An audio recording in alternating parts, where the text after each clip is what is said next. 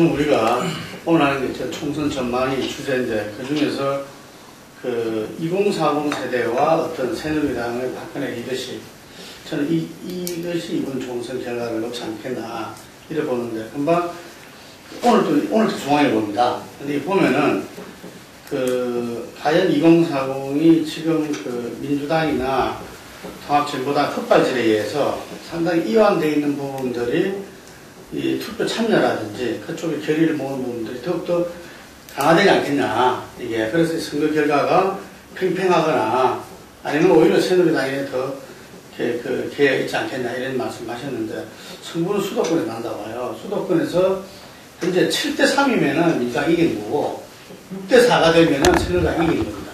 수도권에서. 이게. 그런데 지금 이제 수도권이 나왔어요, 지금. 여기 보면은 중구에 나경원 전 의원이 있던 지역인데, 전진석 대 정호준이라는 후보인데 28.9 대 34.2요. 여러 조사에서 서로 차이가 있겠지만, 저는 이걸 봤을 때, 중구에 정호준은 전진석 아들이고, 한 번 선거를 떨어졌죠. 17대 때, 탄핵 때 떨어진 친구인데, 이 개인의 표가 아니다. 이 정호준의 개인의 표가. 이걸 느끼고, 그 다음에 고양 일산 서구에서 김영선 대 김현미가 28.2 대 34.4가 나왔어요. 이 부분 역시도 김현미 개인이 잘했어. 뭐, 예를 들면 경쟁력이 있어서 지금 이제 6% 정도 차이가 나오는 게 아니다. 영등포 올라보면 건영서 대 신경민이 35.5 대 30.4로 건영서 의원이 한 3% 이긴 걸로 나와요. 그러면 이게 3선 했거든요. 지금 4선을 하고 있는데 별다른 비리나 이런 것도 전혀 없는 사람이라. 그런데 오차범위 내에 있는 거예요, 이게. 그래서 제가 볼 때는 수도권에서 지금 이제 서울, 인천이 그나마 좀 새누리당의 상황이 좀 나아졌어요.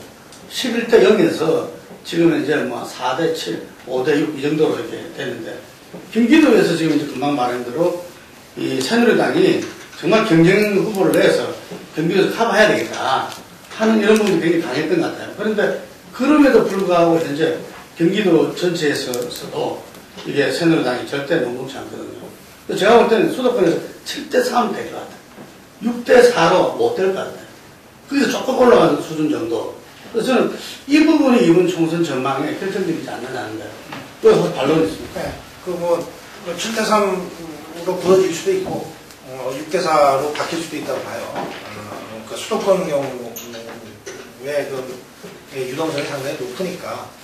근데 이제 예를 세 지역을 드셨으니까 그 세 지역을 각각 제가 제시를 설명하면, 원래 그 지역이 나경원이 서울시장 나갔을 때도 그 지역에서 나경원이 진 지역이지만, 나경원이 졌잖아요, 거기서 박원순한테 자기 선거구에서.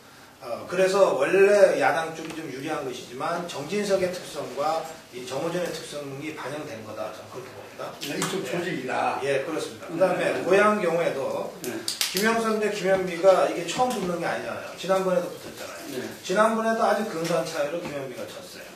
나는 저거는 엎치락 뒤치락 할 거라고 봅니다. 어느 쪽이든. 그 다음에 권영세 영등포 갑이죠. 예? 영갑은 영등포 을입니까? 영등포 을은 새누리당 쪽에서는 백중 우세로 분류하는 지역일 거예요. 이게 우세 지역으로 분류가 되어 있지 않습니다. 그러니까 백중 우세는 그냥 오차범위 내에서 약간 앞선다는 뜻 아닌가요?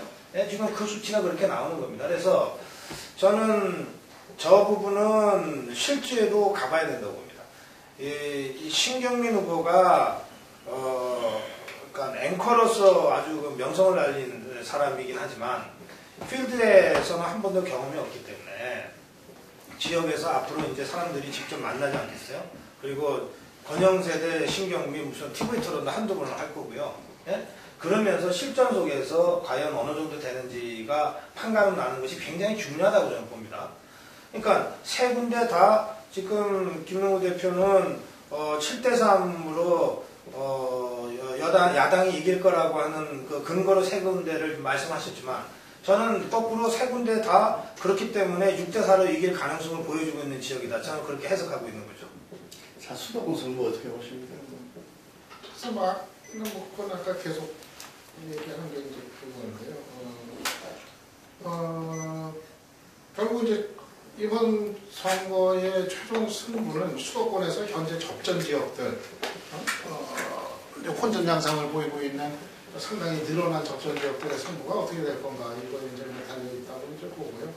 근데 결국에는 막판에 그 승패 접전 지역의 수도권 접전 지역에서 승패를 좌우할 거는 뭐 아까 얘기한 건 이제 반복인데 저는 기본적으로 이미 그 지난해 하반기부터 이 흐름으로 지금 형성이 되어 있는 저는 그 2040 세대의 그 심판의 정서 결국은 그거가 일정하게 회복이 된다면은 좀 회복이 되려고 예상을 하는 건데 어느 정도 선에서는 그러면 그것에 의해서 결국 최종적으로 이번 총선의 승패가 뭐 큰 가격은 아니라 하더라도 그렇게 이제 지어지지 않겠는가 좀 그렇게 여기서 한마디만 좀 현장에 보는 느낌인데 차이가 좀 있는 게 뭐냐면 18대 같은 경우에는 MB 캠페인을 했잖아요. 수도권에서 전일적으로 했어.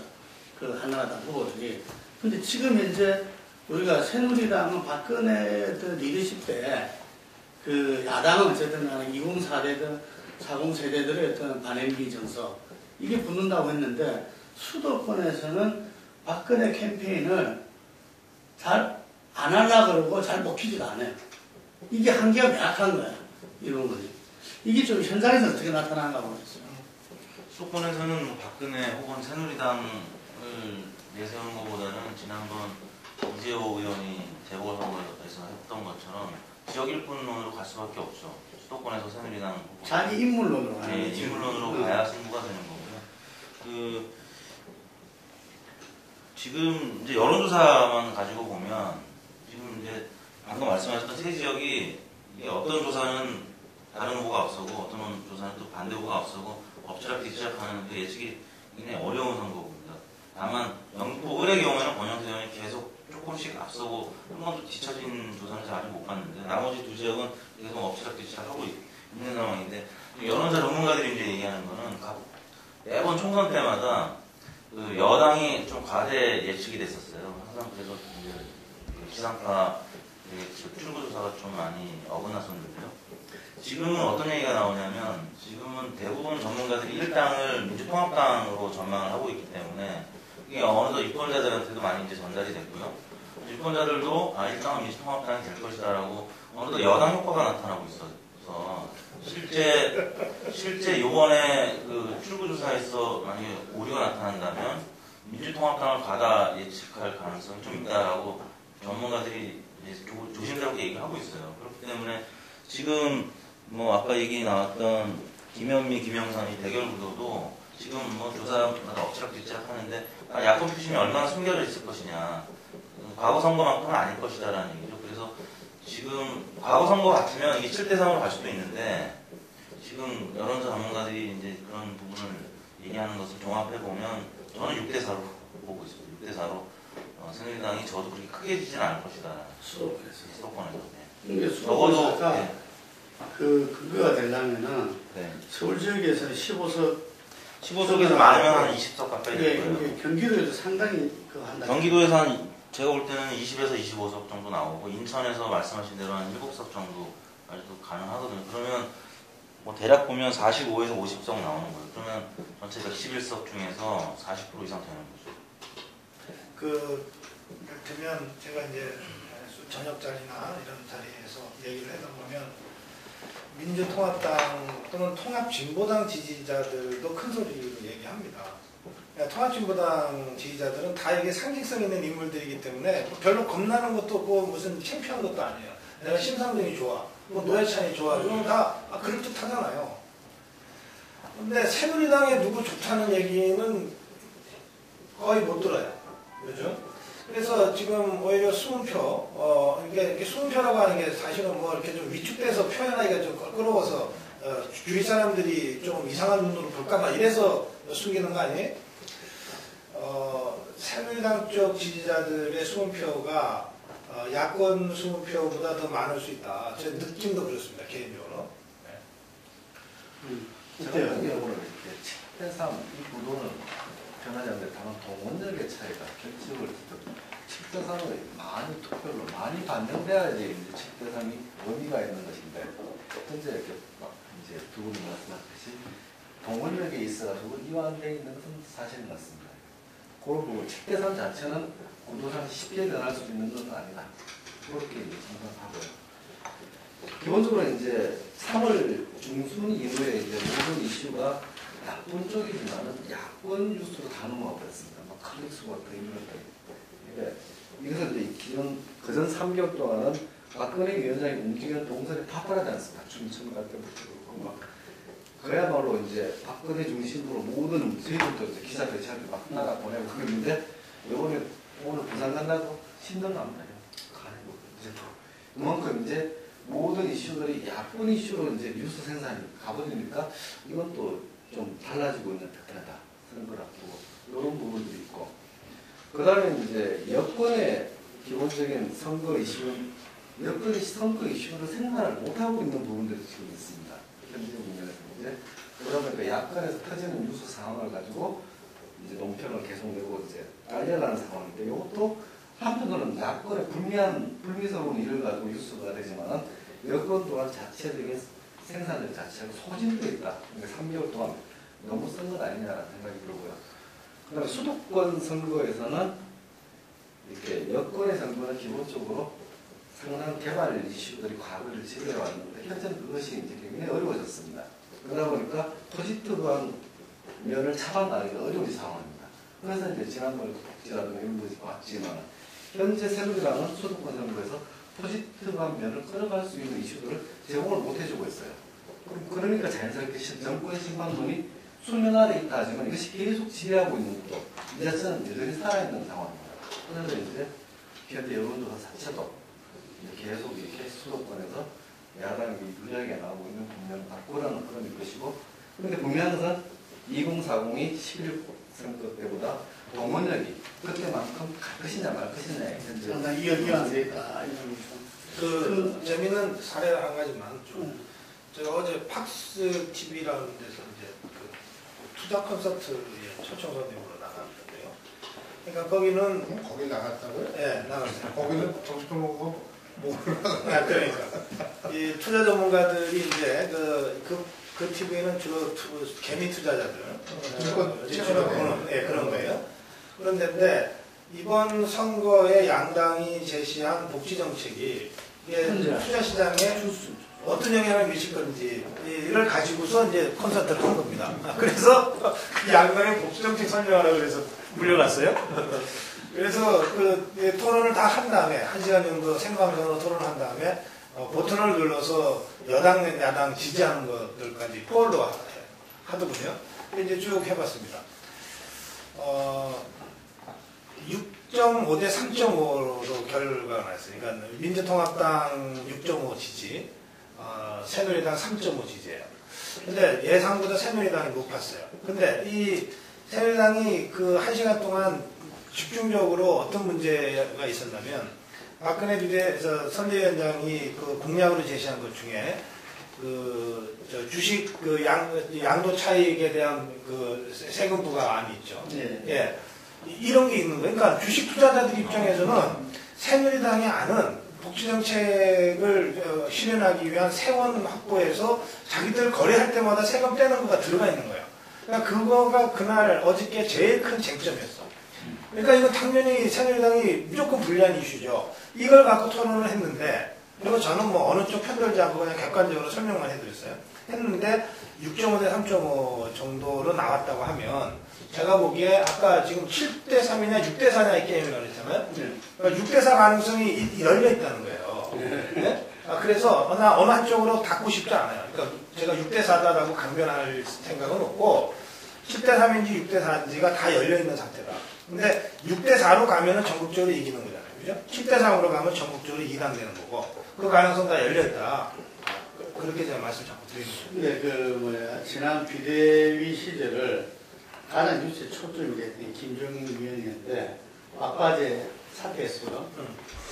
어째 보십니까? 역할을 다 했죠. 그리고 실제로 여러 차례 만족스럽지 않다고 표시하지 않았어요. 예. 그리고 3세판이라고 세 번째 사의까지 표명했는데 박근혜 선대위원장이 더 말릴 수 없었겠죠. 예.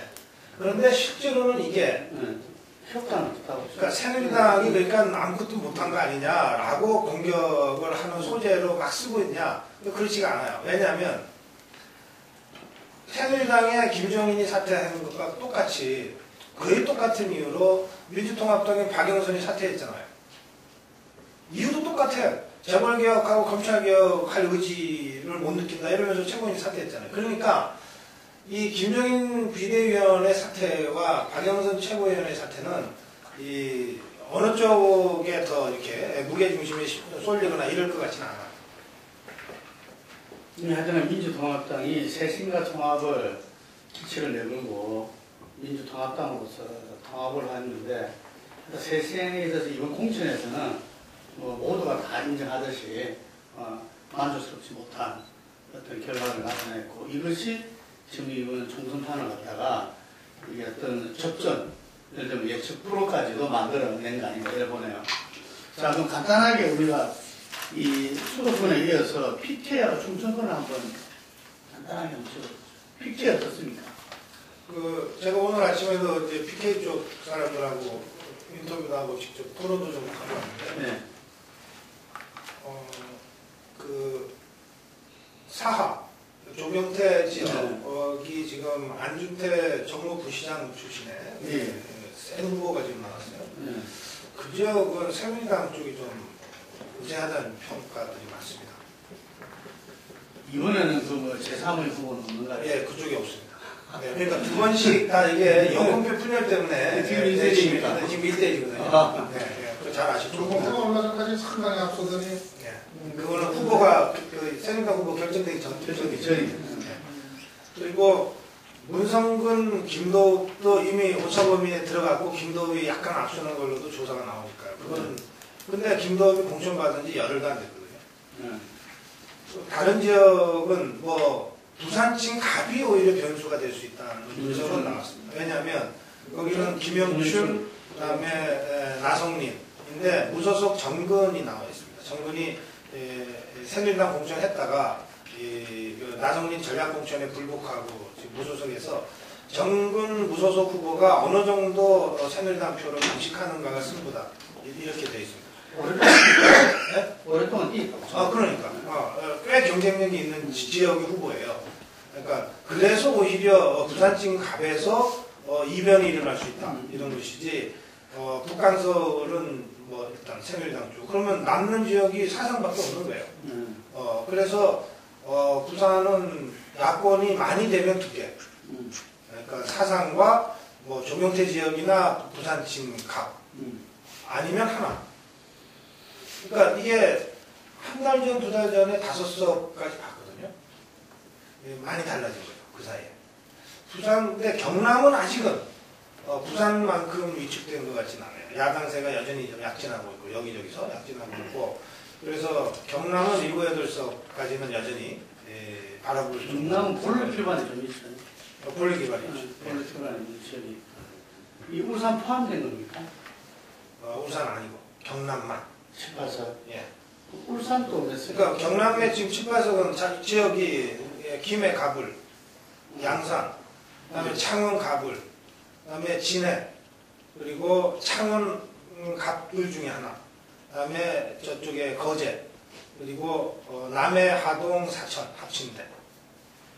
이런 정도가 지금 혼전이라고 그러고, 그다음에 장영달 출마했던 함양, 거창, 합천. 이 지역도 뭐 조사로는 장영달이 지금 이기는 걸로 나온단 말이에요. 왜냐면 이렇게 보면은 경남만 한 7, 8군데의 혼전 지역이 있다. 이렇게 볼 수 있어요. 부산이 좀 이렇게 자자자자 하더라도 예. 경남까지 포함하면은 뭐 여전히 지금 10석의 10석 가능성이 있습니다.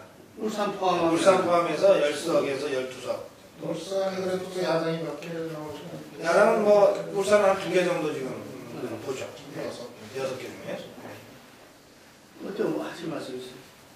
PK 지역이나 뭐 TK 지역이 선거 후반으로 갈수록 뭐 지역 감정이 살아날 가능성은 있고요. 뭐 예전보다는 못하겠지만 그런 차원에서 저는 PK 지역에서 야권이 두 자릿수 이상은 현재로서는 어렵다고 봅니다. 10석에서 5석 사이 정도 될 것 같고요. 반면에 아까 말씀드렸던 대전 충청 지역에서 선진당이 지금 유실한 그 표심을 새누리당이 거의 다 흡수하고 있는 상황이기 때문에 대전 충청권에서 새누리당이 저는 10석 이상 가능성이 있다고 보고요. 그런 차원에서 PK 지역에서 현실은 뭐 생각보다 크지 않고 대전 충청에서 그동안 뭐 새누리당 박근혜 위원장이 굉장히 공을 많이 들였던 지역이죠. 두 자릿수 이상 득표를 의석을 저는 차지할 수 있다고 보기 때문에 일단 가능성이 지금 열려 있다고. 이 굉장히 큰 건데 충청에서 그 새누리당이 10석 정도를 예측하는 거는 지금 민주통합당에서는 충청권 뭐 26개 중에 10개 정도 얘기합니다. 네. 그런데 지금 우리 이택수 대표도 새누리당 쪽이 한 10개 될 거라고 그러잖아요. 그래서 나는 자유선진당이 한 4개나 5개 정도 할 거라고 지금 보고 있거든요. 그러니까 얼추 비슷한 겁니다. 그렇게 되면 새누리당이 원래 하나였던 거, 그 다음에 재보궐선거 통해서 3개 갖고 있다가 10개로 넣는 거니까 7개 넣는 거예요. 이거 경남, 부산에서 잃는 것을 충분히 많이 하는 숫자죠. 네, 어때요? 그건 뭐 비슷한 것 같아요. PK는 충청이 돼 있어요. 앞에 얘기랑 뭐 큰 차이 없어요. 선진당이 뭐한 오니까 뭐한 지역에서 한 4개 그 정도 뭐 바라보는 것 같고 아까 충청에서 새누리당이 만약에 10석 정도로 해서 민주당과 거의 비슷한 게 되면 이거는 상당히 획기적인 겁니다. 지금까지 한나라당이 한 서너 번 선거에서 계속 한 석이나 제로였어요. 이 대전 충남 지역에서는 충북 지역도 마찬가지였고 그래서 이게 10석이 일어난다는 것은 충청권에서 이 수도권과 달리 지금 충청권에서 이 새누리당 후보들은 전부 다 박근혜 캠페인을 하고 있거든요. 예, 이게 큰 차이인 거죠. 예, 그래서 이게 아마 어떤 대선에 있어 가지고 박근혜 대선에 아마 큰 힘이 되지 않을까 싶은데 어때요? 충북의 체계 접전지는 아무래도 청주 상당일 텐데 정우택, 홍제영에서는 정우택 쪽이 좀 앞서가는 것 같거든요. 그러니까 그다음에 뭐 원래 이 영동옥천 보원 쪽에 이용희 민주통합당의 이용희가 워낙 강했잖아요. 그 아들이 지금 남아 있는데 이 두 지역만 보면 되게 충북의 흐름은 잡히거든요.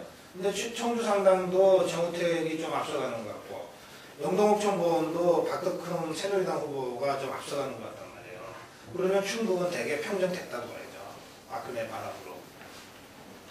저는 대전 충청에서 또 다른 좀 재미난 점이 박근영 씨 공천 파동이었는데 선진당에서 결국 안 받아줬잖아요. 신대통 여관으로 한 거죠. 선진당에서 그런 차원에서 선진당은 지금 어떻게 보면 잠룡이 지금 없는 정당이잖아요. 미래 권력이 지금 없는 정당이기 때문에 선진당도 결국에는 박근혜 우산에서 지금 머물 수밖에 없는 거고 심대평 대표가 본인이 세종시에 출마하는 입장에서 박근혜 위원장과 척을 지금 잡을 수는 없는 상황이고요. 거기는 결국 이해찬데 심대평 싸움이 이제 될 가능성이 있기 때문에 그런 차원에서 대선 잠룡이 없는 선진당은 굉장히 지금 어려운 상황이 될 수밖에 없고 보수의 대우가 이제 새누리당으로 쏠림 현상이 나타나고 있는 것 같아요. 그런 차원에서 충남에서도 굉장히 지난번에 한 적도 없지 않았었나요, 충남은?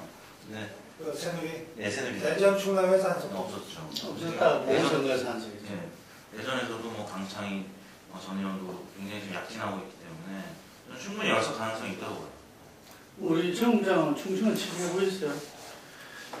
충청 쪽은 이제 방금 말씀하신 그냥 새누리하고 민주하고 비교병합이고 이렇게 자유선진당 세가 많이 약화됐다.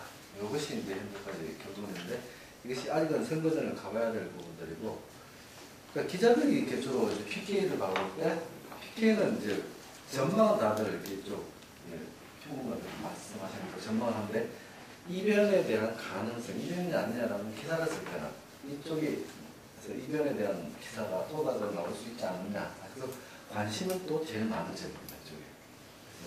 그런 부분들. 현재 전망과는 다르게 전체적으로 이변이 나올 수 있느냐 없느냐의 부분에 그 관심이 가 있는 그런 상황. 그런 아까 말씀 PK에서 경남에 상당히 이렇게 포커스를 맞춰서 이야기했는데 경남이 이렇게 이 야당이 선전한다면은 김두관 지사의 어떤 재선 출마 이분은 좀 현실화될 가능성이 있겠네요. 아, 그렇죠. 그러니까 문재인이 부산에서 떨어질 수도 있습니다. 지금 뭐 손수조가 지금 거짓말 논란에 휩싸여가지고 상승세가 꺾이는 바람에 문재인이 당선될 것이라고 되게 예측을 하지만 그래도 뭐 정말 막판까지 가서 부산 시민들이 문재인이나 박근혜냐 뭐 이런 식의 선택 구도를 갖고 바라보게 되면 뭐 문재인이 떨어질 수도 있죠. 반면에 뭐 문재인이 북권 떨어지건 상관없이 경남에서 한 대여섯 석 이상 야권이 돌파를 하는데 그 대부분이 뭐 노무현의 힘이고 그 다음으로 김두관의 힘이다. 이렇게 보면 지금 문재인은 경남 지역으로는 지금 유세를 갈 생각은 못 하잖아요. 그러니까 그런 것으로 가면 야권 안에 문재인, 김두관 경쟁구도 이게 이제 조기에 드러날 수도 있죠.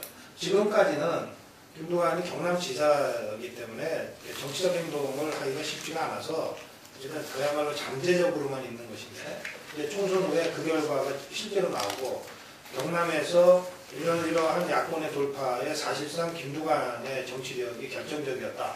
이것이 사후적으로라도 평가가 되면 그때부터 김두관에 대한 사람들의 인식이 달라지게 되는 거죠. 저는 조금 그 김두관의 약진 가능성 그래서 조금 비중을 이제 잡게 보는데 그러니까 문재인이 이제 되는 경우에는 뭐 문재인으로 이제 뭐 조기에 뭐 평정이 이제 될 거고요. 민주당 후보 쪽은 한승이라도 아니 문재인이 그렇죠. 그러니까 문재인이 자기만 살아남아도 자기 혼자라도 되면은 어차피 뭐 대한투쟁 상황이니까 그러니까 뭐 민주당의 그뭐 제일 유력한 주자로 가게 될 거고 물론 이제 그럴 경우는 경쟁력의 취약 뭐 한계 드러나니까 뭐 이제 그 안철수하고 이제 그 거쳐야겠죠. 그리고 결국은 그럴 경우는 실질적으로 안철수로 갈 가능성이 크지 않겠나 이제 보고 저는 근데 이제 만약 떨어졌을 경우는 뭐 그 상태에서는 문재인이 뭐 대선이면 조금 어려워지는 것 같고 근데 그럴 경우 그 순서가 그러면 이제 바로 김두관한테 올 거냐 저는 그거보다는 큰 흐름에서 봤을 때는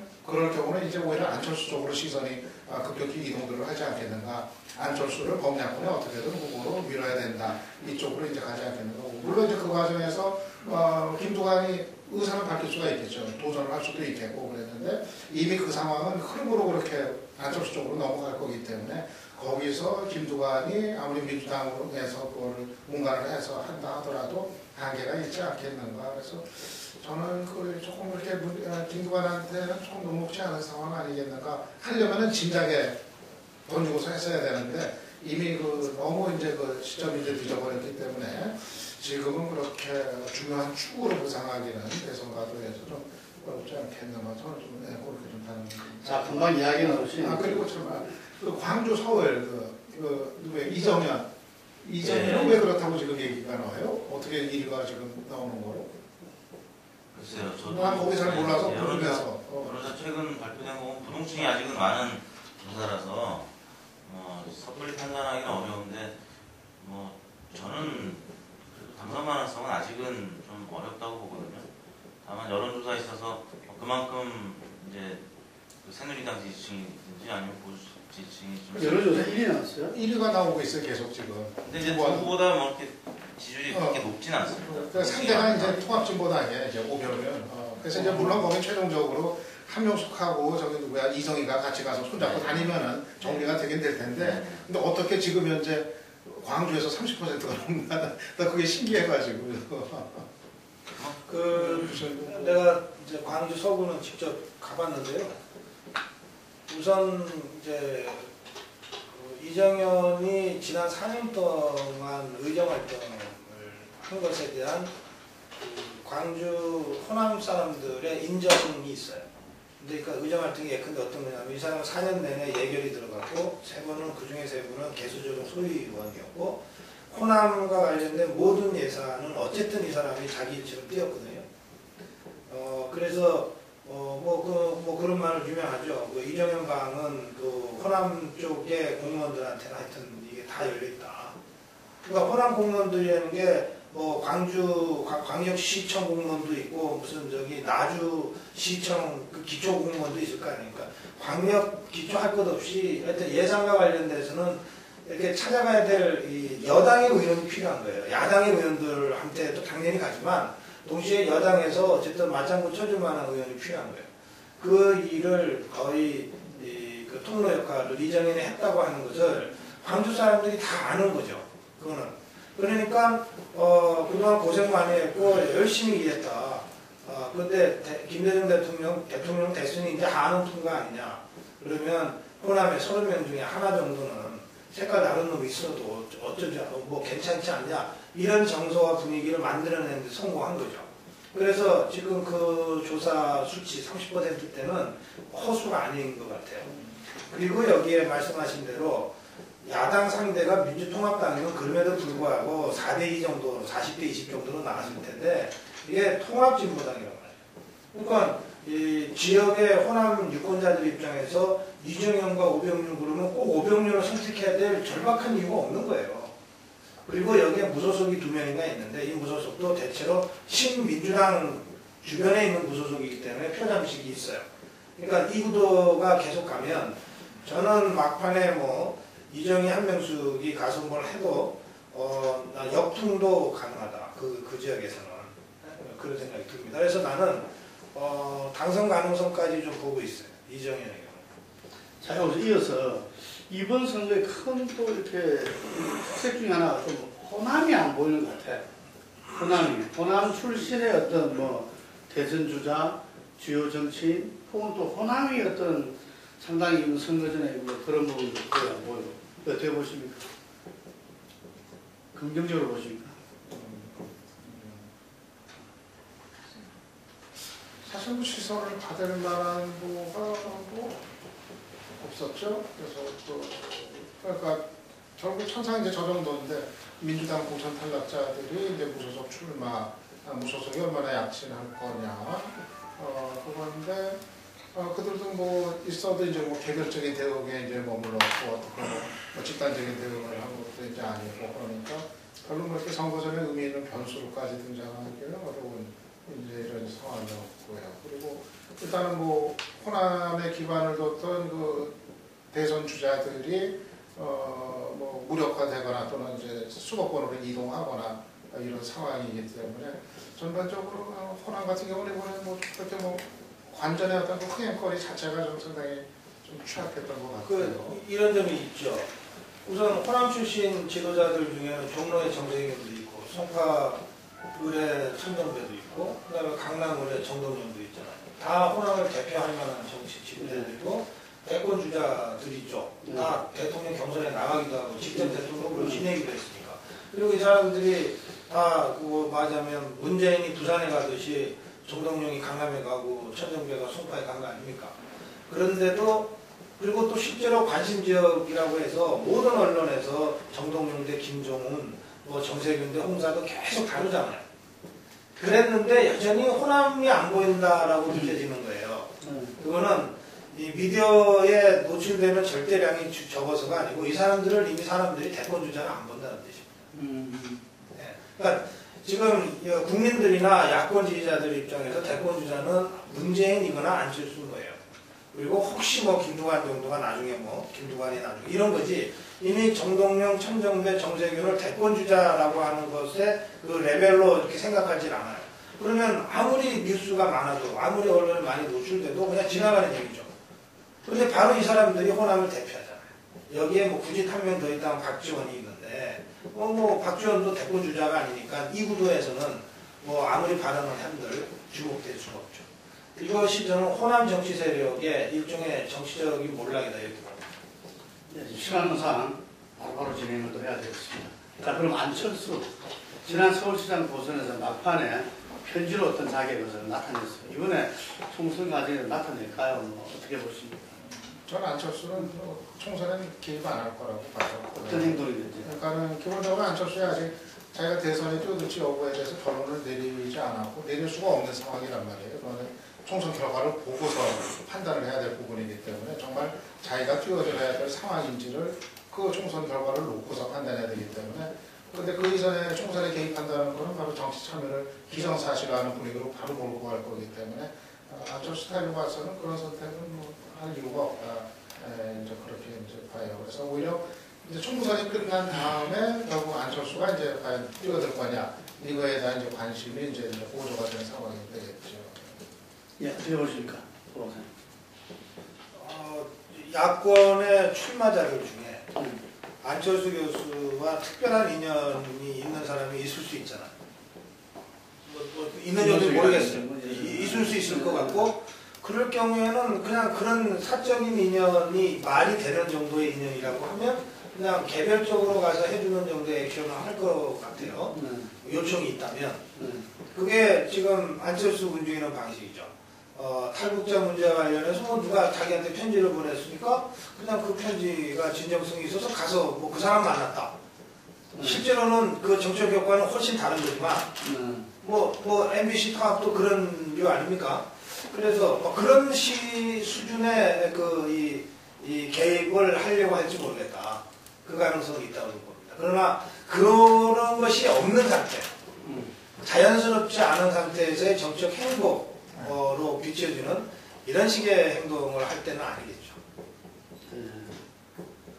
그리고 저는 아마 이제 문재인이 만약 이제 살아서 돌아오는 경우 그때는 뭐 민주당은 이제 문재인 쪽으로 가닥이 잡힐 가능성이 크고요. 대선 주자 후보가 문제가 그 상황에서는 저는 결국은 최종적으로 야권의 대선 후보 문제는 그럴 상황은 이제 문재인하고 안철수의 경쟁, 선의의 경쟁 이거를 통해서 최종적으로 좀 가능이 되지 않겠는가 그렇게 생각해요.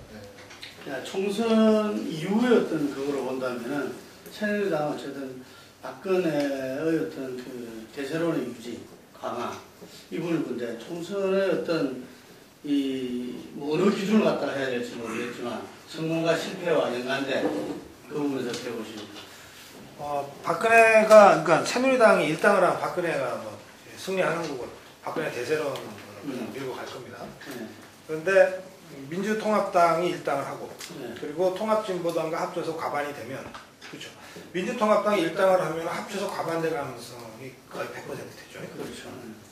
자, 그렇게 되면 이제 새누리당은 뭐 2당을 하는데 한 5석이나 뭐 10석 그 차이로 진다고 치면은 이걸 패배다, 참패다라고 규정하기 어렵기 때문에 박근혜는 그냥 살아가요. 다른 대안 없이. 하는데 문제는 야권입니다. 자, 이 야권이 이제 6월 1일부터 의회 권력을 잡게 됩니다. 그런데 이 야권은 합쳐서 과반이 됐고 자기들이 일당이 된 그 힘이 어디에 있는가 하면 그 전통적 지지층에다가 뭐 무슨 낙검수 열광적 청취자들에다가 무슨 정봉준 미래 권력들의 힘에다 막 이렇게 막 돼 있는 거 아니에요? 제주강정마을에 뭐 환경운동가들 뭐 이런 식으로 모여서 이게 다수당이 되는 거예요. 그러면 이들의 요구를 외면하고 대선을 치를 수 없을 거예요. 그럼 무슨 얘기 되는가 하면 FTA는 재협상 요구하게 되고 재협상이 안 되면 폐기로 갈 수밖에 없고 제주해군기지 전면 재검토 해야 되니까 일단 공사 중단 명령 내려야 될 거고요. 그 다음에 4대강 이거 뭐 문제가 있는 보는 헐어야 된다 뭐 이런 논의가 시작이 될 거고 그리고 BBK 국조 뭐 각종 뭐 민간인 불법 사찰 특검 뭐 해서 여러 개의 특검이 동시에 발동될 수도 있죠. 이 모든 것들을 다 해결해야 되거든요. 그러면 88년 때 여소야 될 때. 그렇죠. 예. 자, 이렇게 되면 지지자들은 열광할 것이고 보수 세력은 잔뜩 위축하고 긴장할 건데 중간층 대중들은 어떻게 할 것 같냐. 이게 는 포인트라고 봅니다. 중간층 대중들은 겁먹을 것 같아요.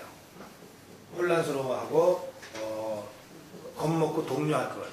그래서 이들이 안정을 선택하게 되면 난 대선에서는 새누리당이 이긴다고 봅니다. 그러면 이 야권이 총선 승리한 후에 8개월 후에 있을 대선에서도 승리하려면 지지자들의 이러한 요구를 8개월 동안 참아낼 수 있어야 돼요. 저는 김대중이면 가능하다고 생각합니다. 김대중이면 지지자들한테 야 8개월만 참어. 더 중요한 대선이 있어. 난 말이 될 거라고 보는데 한명숙으로 이 상황을 정리하지 못할 거고 문재인도 이 상황을 정리할 힘이 없을 거다. 왜냐하면 확고한 대통령 후보가 되는 시기는 또 몇 달 더 있어야 되니까. 법적으로 이 대통령 후보 지위를 획득하면 이 대통령 후보로서 내가 이거다 이렇게 가고 대선 국면으로 확 돌려버리면 되는데 지금 당선되고 나서 바로 그렇게 안 되거든요. 그럼 이 몇 달간 과연 지금과 같은 야권의 지도력이 이 지지자들의 이런 요구를 조정하고 그걸 감당해낼 수 있겠냐? 그래서 총선 결과 대선 기간을 다룰 수밖에 없다. 그렇습니다. 어떻게 보십니까? 저는 뭐 박근혜는 살아남았다고 봐요. 지금 정도까지 온 것만으로도. 그러니까 다시 이게 간격이 벌어져가지고 영유가 해가지고 큰 간격으로 벌어지지 않는 행위에 있어서는 뭐 2당이 되더라도 뭐 상당히 간격이 지금 정도로 좁혀진 2당이 된다면 박근혜는 그래도 박근혜니까 여기까지 건졌다. 새누리당을 이런 평가 속에서 뭐 대선으로 이제 간다고 이제 보고. 문제는 뭐 지금 이제 이런 것처럼 이제 민주당일 것 같아요. 리더십의 이제 혼돈 상태 상당히 이게 어려운 문제가 될 것 같은데 저는 기본적으로 한명수 체제로는 대선 못 치른다 좀 그렇게 봐요. 감당을 못하는 거는 이미 그 드러났고 한명숙은 선거에 이긴지도 없는데 어떻게 가라. 이기든 지든 상관없이 한명숙은 내려와야 된다. 저는 이미 그 대선 관리 이거를 감당할 수 있는 거는 한계를 다 드러냈다 이렇게 봐요. 문제는 그러면 이제 어떻게 할 건가 이제 대안적인 리더십이 이제 문제인데 그게 뭐 차선 뭐 여러 가지 뭐 변경들 할 수 있고 뭐 그런데 그건 잠깐 좀 뭐 봐야 될 문제일 것 같아요. 야권 전체가 이제 주어질 수제다. 아무튼 분명한 거는 한명숙으로는 감당이 안 된다. 이거는 결론이 나는 것 같고 이제 대안을 찾는 문제가 야권 저는 지금 제기하신 문제가 주로 여야에서 어떤 국회 의회 권력을 장악하고 있는 문제니까 원내대표를 어떻게 좀 강한 리더십으로 하느냐. 그 문제로서 풀 수도 있겠네요. 그 원내대표는 강성이 될 가능성이 많죠. 오늘 촉진한. 지금 사실은 민주당이 특별한 일맥상통하는 걸 수도 있는데 진짜 중심을 잡을 수 있는 리더십이 필요하거든요. 지금 사실은 자기 중심을 갖고 이쪽하고 이쪽을 다 아우르면서 조정을 하면서 끌고 갈 수 있는 이게 심판론으로 이겼다라고 되기 때문에 제대로 심판할 수 있는 사람을 대표로 세우게 돼 있어요. 심판자. 그리고 그 사람이 이제 심판하는 거지. 국조고 특검이고 뭐고 해서 심판해 가는 거지. 근데 2004년도도 그렇게 했다가 망한 거잖아. 그렇죠. 열린우리당도. 그렇죠. 잘 들어오십니까? 이 대표님.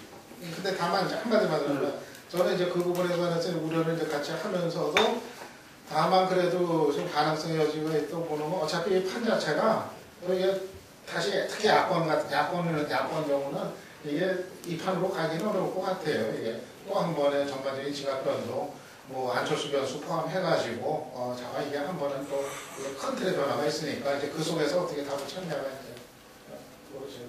자, 이들이.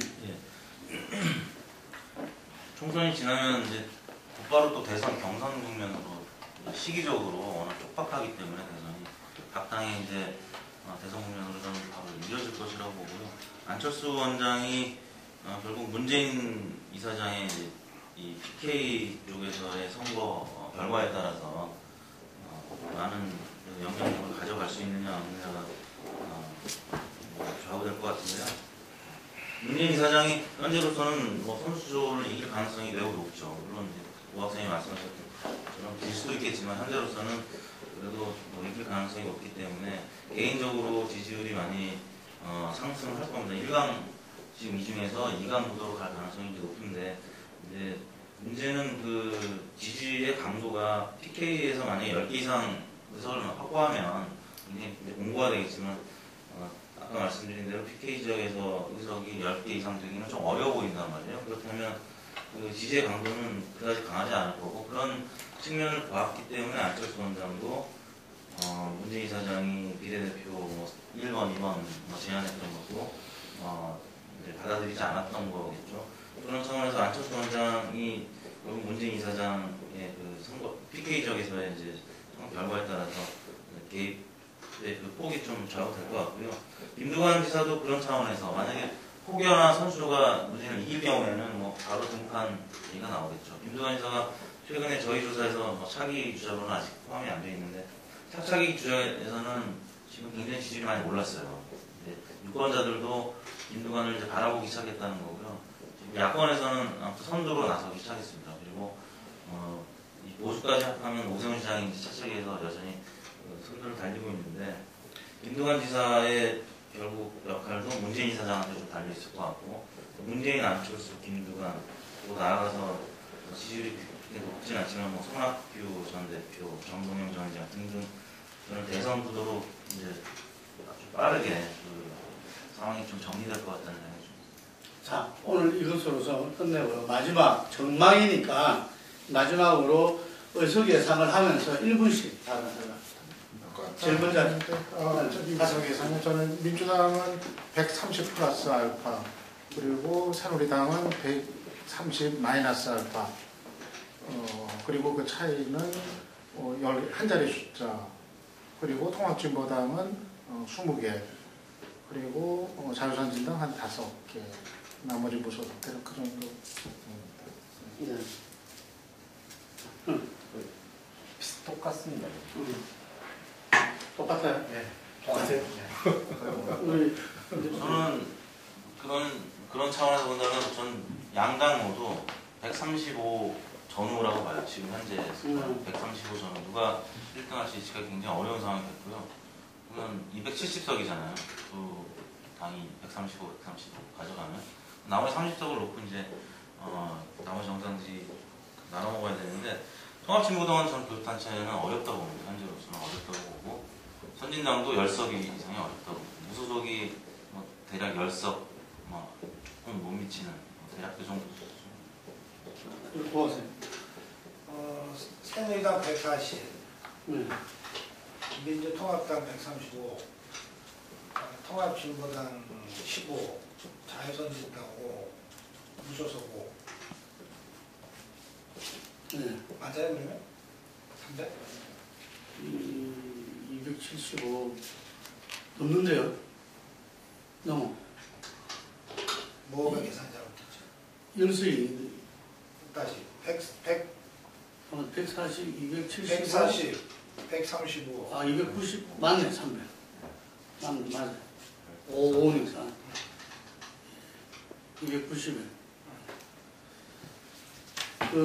오늘 제가 사인데 어쨌든 간에 마지막 그거기 때문에 저도 이야기를 하자면 135 플러스 마이너스고 이기는 125 저는 새누리당을 여전히 125에 플러스 마이너스라고 봅니다. 통합진보당은 20석 이상이고 나머지 비슷한 것 같아요. 5 정도. 예. 하여튼 새누리당이 저는 딴 게 아니라 충청 부분에서도 10석 이상 이렇게 10석 정도 이렇게 가져가기 어려울 것이다. 제가 볼 때는 한 5석, 5, 6석 정도 가져갈 거라고 보고 수도권에서 현재 7대 3의 구도다. 네. 근데 이게 잘하면 한 6.5대 이렇게 3.5로 가는 이 정도로 해서 봅니다.